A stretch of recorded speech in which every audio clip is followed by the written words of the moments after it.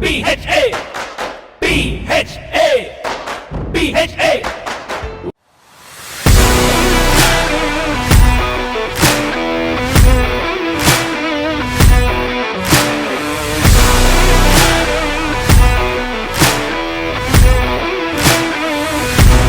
Next up, I'm privileged to introduce to you our guest of honor. He, with his exemplary team at Taj Bangalore, extends top-notch hospitality to his guests. He is Mr. Gaurav Miglani, the general manager of this beautiful property, which is hosting us today. Let us know about him better through his video profile. PHA, PHA, PHA, PHA. Mr. Gaurav Miglani. An alumnus of IHM Mumbai, Mr. Gaurav Miglani was selected by Indian Hotels Company Limited to the prestigious Hotel Operation Management Training Program in 1999. Mr. Gaurav was placed at IHCL flagship hotel, the Taj Mahal Palace, Mumbai, where he spent close to 9 years managing the operations in front office and butler operations. At a very young age of 26, Mr. Gaurav was entrusted the responsibility of heading a 76-member team of butler operations. In 2008, Mr. Gaurav was promoted as the front office manager of 292-room President, Mumbai IHCL selections. In this role, he was actively involved in the rebranding of the hotel to the erstwhile Vivanta brand. In 2011, Mr. Gaurav was promoted as Executive Assistant Manager, Accommodations of Taj Samudra, Colombo. During these 2 years, Mr. Gaurav was instrumental in improving the guest satisfaction scores of hotel by 200%. He also successfully managed a multicultural workforce in a relatively challenging environment. Mr. Gaurav joined Shangri-La Hotels as the Director of Rooms, Shangri-La Mumbai in 2013, only to return back to IHCL in 2014 as Executive Assistant Manager of 490-room Taj Lands End, Mumbai. He was responsible for a team of almost 400 associates and managers across front office, housekeeping, laundry, and spa. Within a year of rejoining IHCL, Gaurav was promoted to the role of General Manager of Taj Bekal Resort and Spa, Kerala, a 68-room top-end luxury spa resort in Kerala. In 2019, he was moved to his current assignment as a General Manager of Taj Bangalore, a 154-room luxury hotel in Bengaluru. In his current role, Mr. Gaurav is actively working along with the owning company in the ongoing expansion project of the hotel to add an additional 220 keys by September 2023. Mr. Gaurav is currently undergoing an executive MBA program at Les Roches, Switzerland, specializing in global hospitality management. Ladies and gentlemen, let's welcome Mr. Gaurav Miglani, the General Manager of Taj Bangalore. Ladies and gentlemen, put your hands together to welcome on stage Mr. Gaurav Miglani, the General Manager of Taj Bangalore.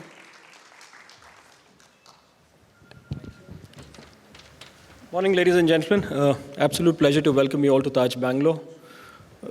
Seeing this video made me definitely realize that I'm turning old. It's almost 24 years now.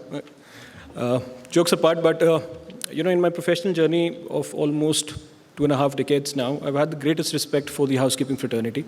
And having grown up with some of the legendary housekeepers of those times, which the Taj used to be famous for, and I see some of them still around over here, you always had this sense of awe and respect for the housekeeper. The eye for detail when these lady housekeepers would move around.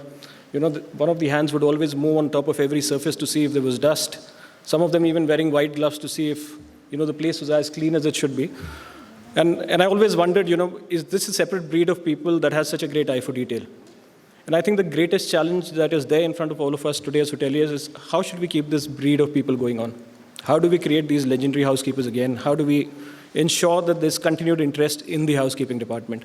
And I think Anmol rightfully mentioned, and so did Mr. Kota some time back, one of the biggest challenges that we have today is ensuring that people have that interest in the housekeeping department. Not just the housekeeping department, but hotels as such. Last year, there was this very, very funny news where we realized that 60% of the hotel management seats across hotel management colleges had gone vacant. If this is the situation is 2022, what happens in 2025? There's hardly any talent pool left for hotels to hire from. With 60% less people coming into the market, being available for hire, what will happen in 2025? How do we, as the current generation of hoteliers, ensure that the interest stays alive as far as the profession is concerned? And more than the profession, how do we ensure that even the 40% people that are passing out of hotel management colleges, how do we ensure that there is interest generated in them as far as housekeeping is concerned? And I think today's generation of hoteliers will have a major role to play as far as this particular situation is concerned. How do we ensure that industrial trainees that come to the hotel are treated with respect? When trainees come to the hotel, they're given the inputs that they come from and not just treated as manpower that's available at a very, very cheap rate to us. And I think that's the biggest responsibility that we have as hoteliers of today. Fortunately, I've also been able to witness how the role of the housekeepers have evolved over the last 2.5 decades now. Essentially from being caregivers way back, where the primary role was to ensure cleanliness, hygiene, safety, and security of guests coming to the hotel, to something evolving into personalized service, where we had segmented experience standards for every segment of guests that came in, whether it was children with, people traveling with children, elderly guests, single lady guests, corporate guests, to now something which I call more as mindful service. Gone are the days when you could apply a cookie cutter approach and put a standard set of amenities for every guest that came in, depending on the segment they were traveling for. I think today's service experience, what is expected out of us as hoteliers, is more of mindful experience. How do we make sure that we anticipate the needs of every individual guest and customize the same for that guest's needs? Simply putting together, is it safe to say that every lady that checks into the hotel wants a pink-colored bathrobe? How many ladies would agree to that? Maybe not. Maybe not. Is it important that every single lady that checks in needs to have a nail polish remover kept in a room by default? Maybe, maybe not. Because as ladies, most of you would tend to carry your own set of makeup, right? You're aware of the brands that you want to use, and you would probably stick to those brands. But can we now start anticipating a little more? And that's where the housekeepers play a major role, because those are the people that end up spending the maximum amount of time in a guest room. Those are the people that observe the guest habits the most. Those are the people that observe the guest the most. Can we get information from them to make sure that we are able to customize the guest stay experience basis what the guest needs and not basis what we think is required by the guest? And that is where I see the future of housekeeping moving to. And I think the theme of today's conference is very, very apt. Digitalization, something that's going to help power this change from personalized service to mindful service. How do we use technology to help us better? While the role of the housekeeper would remain more or less the same, which is the role of a caregiver, something which is very, very selfless, making sure that people stay in an atmosphere which is clean, hygienic, safe, secure. When they go back with an experience where they feel that the money that they spent for that experience was worthy of it. And that is what differentiates each hotel, right? Why would somebody stay in a hotel charging 15,000 rupees versus a hotel that's charging 4,000 rupees? Just an example. The first and foremost thing is standards of cleanliness and hygiene. When you pay a rate differential of 11,000 from one room to the other, the first thing that you want is a spotlessly clean room, because that's where you're going to spend the most amount of time, right? The second is my bathroom as clean and hygienic or more than what I have in my own house? Or do I have to still look around for areas which could have dirt, for areas which are dirty, and then probably call somebody? Third, do I feel absolutely safe and secure in this environment? Or do I have to fear for my safety and security? Very, very critical three aspects that define why I would be willing to pay a little more for my hotel room as compared to any other experience. Digitalization is going to be the key. So while the role of the caregiver stays, how do we make sure that we use technology to power this further? Second thing, sustainability, and I think Mr. Kotas summed it up beautifully. Sustainability is nothing but exactly what we do today that will impact the future. Do we as the present generation leave something behind for the next generation? Do we talk about sustainability only in a piecemeal basis, or are we looking at the final picture? And I was fortunate enough during my executive MBA to go through an entire session with sustainability, wherein we discussed the case study of a hotel somewhere in the Bahamas, which is today considered to be as the only 100% sustainable hotel across the world. End-to-end solution. The hotel was built keeping sustainability in mind, And every process designed in the hotel worked backwards from a sustainability point of view. And today, I think it's one of the most profitable hotels because people want to be associated with a brand that's making a difference. How do we make sure that sustainability stays at the core of our operations? And the third thing, obviously, luxury. We are all luxury hoteliers. How do we ensure that those luxury experiences stay?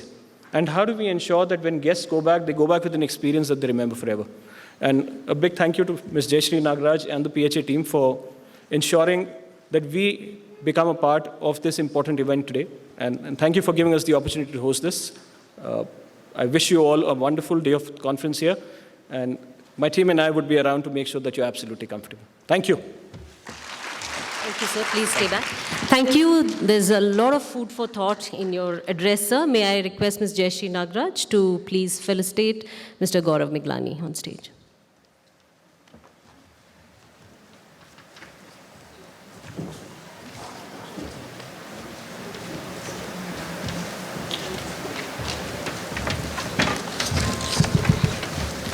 Very important point to mention here.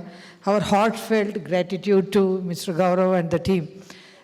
Today we were not supposed to play the recorded song for the welcome dance, whereas our one of the working committee members, Mrs. Bindu Pravesh, she's a classical dancer. She's a thorough classical dancer, professional dancer. She has brought the costume. Even her colleague, Indrani Sanyal, who is from Kolkata, she had brought the costume. We were all set. Now when it was told that because near the airport we are not supposed to play, this license problem is there, we were all a little shattered. But Mr. Possible is Taj. So he, ambassador of Taj, Mr. Gaurav, has really proved it. Our heartfelt gratitude to you, sir. Thank you very much.